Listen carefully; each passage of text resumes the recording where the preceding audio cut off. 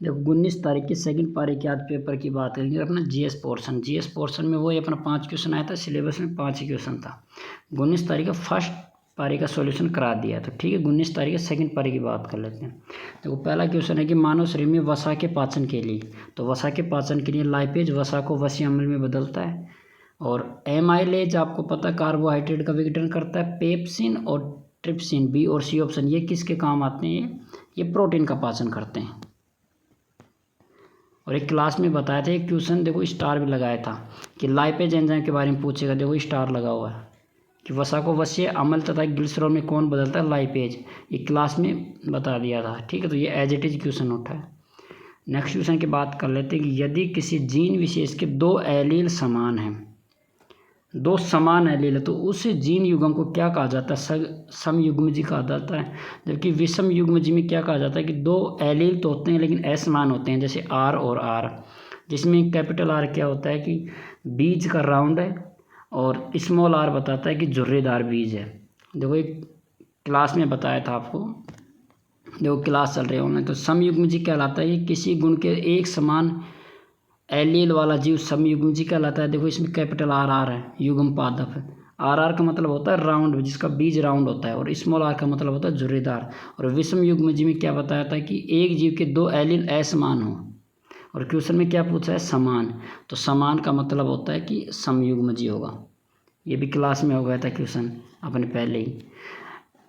Next question था इसमें कि कौन सी धातु कॉपर सल्फेट होता है CuSO4, कॉपर सल्फेट के घोल से कॉपर को विस्थापित नहीं कर सकती।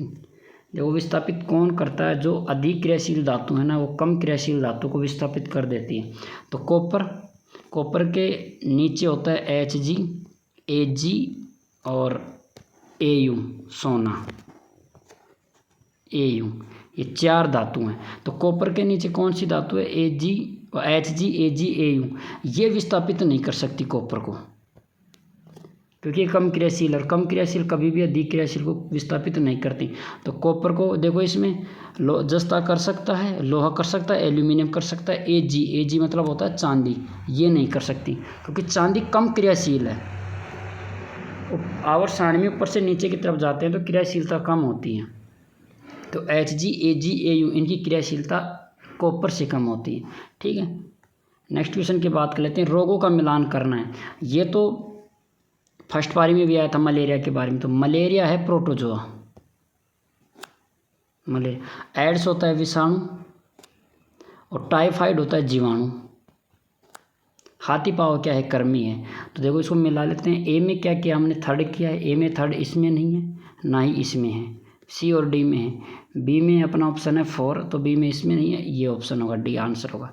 अब देखो इसका क्लास में आपको बताया था कि ये याद कर लेना। जीवाणु में मैंने देखो एक तो टाइफाइड भी कलर दिया है, तो टाइफाइड देखो अपना टाइफाइड एज इट इज उठाइए, टाइफाइड। दूसरा मैंने संक्रामक रोग में वायरस में एड्स पे भी कलर दिया है, देखो एड्स आया है अपना, एज इट इज एड्स आ गया।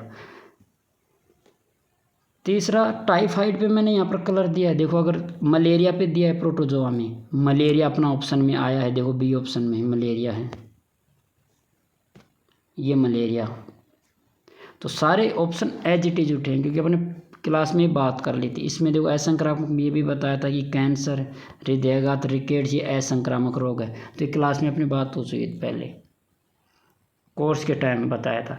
अब देखो एक अवतल दर्पण में वास्तविक उल्टा तथा समान आकार का प्रतिबिंब प्राप्त होता है, समान आकार का, तो ये अवतल होता है। अवतल लेंस में एक तो होता है फोकस, और फोकस से कितनी दूरी पर होता है? सेंटर। देखो ऐसे है ये अपना कोई उत्तल दर्पण है, अवतल, ठीक है। और ये इसका फोकस है, ये इसका सेंटर है। तो सेंटर पे रखी वस्तु का प्रतिबिंब, ठीक है, सेंटर पे प्राप्त होता है। देखो ये इसके जस्ट विपरीत उल्टा प्राप्त हुआ, ये उल्टा प्राप्त हुआ है, जबकि अपना प्रतिबिंब था ऐसे, बिंब ऐसे था, प्रतिबिंब उल्टा प्राप्त हुआ। उल्टा प्राप्त हुआ, वास्तविक प्राप्त है, क्योंकि अगर इधर प्राप्त होता तो ये आभासी होता, लेकिन वस्तु जिस साइड है उसी साइड बनता है अगर प्रतिबिंब, तो वास्तविक प्रतिबिंब होता है। केंद्र पर बना है और उल्टा बना है। देखो वास्तविक उल्टा समान आकार का, तो वक्रता केंद्र पर बना है। वक्रता केंद्र पर रखी वस्तु का प्रतिबिंब केंद्र पर ही बनता है, वास्तविक बनता है उत्तल दर्पण में। ठीक है, देखो ये रहा इसमें, ये याद रखना, अगर अनंत पर वस्तु रखी हुई है तो अत्यंत छोटा प्राप्त होता है और वास्तविक उल्टा। केंद्र के और वक्रता केंद्र अनंत के मध्य होता है तो भी छोटा प्राप्त होता है, वास्तविक उल्टा। और केंद्र पर रखी वस्तु का प्रतिबिंब देखो समान आकार का,